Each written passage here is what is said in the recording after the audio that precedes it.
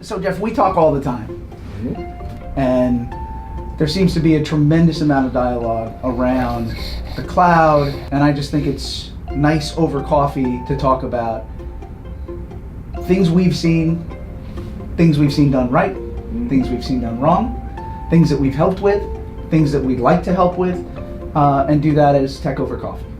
If you think about the average challenge in an IT organization and what someone would say, what we don't have is enough resources. Time to do the next refresh. Quality support. Performance. Application developers that know infrastructure. Ooh. Application developers that need to know infrastructure. A chargeback or showback model. That's a tough one. Time of the day.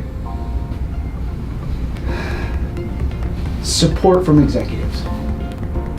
Proven value. Anyone who gives a shit. One of the biggest stumbling blocks to the cloud is the FUD factor. Fear, uncertainty, and doubt. That to me is still the biggest conversation and the entry point. When we break that, we start to have really good cloud conversations. Yeah, and the funny part is cloud has been a thing since forever, right? It's been kind of encroaching upon IT operations and really what it means for people's day-to-day in ways that people don't even really associate to cloud. The cloud, when done right, helps you from that potential situation of, and we've been through it before, vendor under configuration, let's just get it through the door at the end of the quarter, sell it even though we know it's too small because they're just going to buy more later scenario, and then IT comes back and says, what do you mean it won't do what we need it to do? We got to build this thing up now, and I just spent $5 million on this, now we're going to spend another $2 million. Everybody wants the cloud pricing. Now not everybody understands it, and the cloud isn't always cheaper because at some point, sometimes, as you move into the cloud and you get that menu and you're like, oh, I'll have this with that and a side of this and a side of that and a side of that and a side of that. All of a sudden, well, that's not what you were getting before. So you can't expect the cloud to deliver that at the same price. So, we've got customers that literally have no IT. We are their IT. Yep. And those organizations, when you look at what they're paying month by month, they couldn't even forget about the infrastructure. They couldn't afford the resources at what they're paying, and they're getting a high quality team behind them to support it. I think the larger the organization, just like you were saying, once you get up to the enterprise, it's a different cloud adoption strategy. That's where hybrid starts to come in, almost, by default. Yes.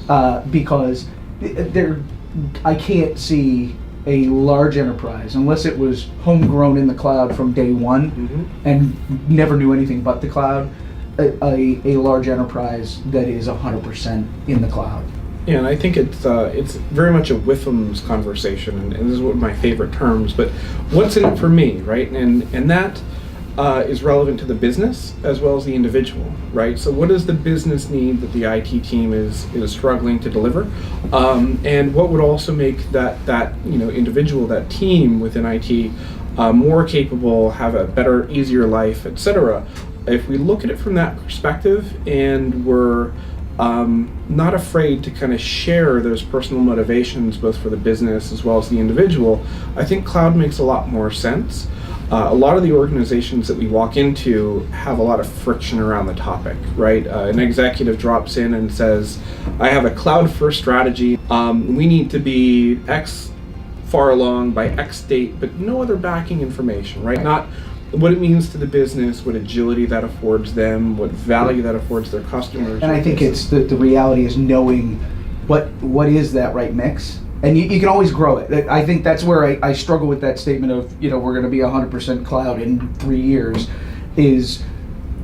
So it's disinformation and it's unrealistic, and it's much better to say, hey, in 2-3 years we're going to be 50% cloud. And hey, if you're 65, no one's going to argue. It was like with virtualization years ago, people were, just bringing it in, and then they had these goals of getting to 75 and 80 and 90%, but that took a good decade for the average company to get to the point where they were consuming that technology at that kind of percentage. Yeah. And I think we're in the same boat with cloud.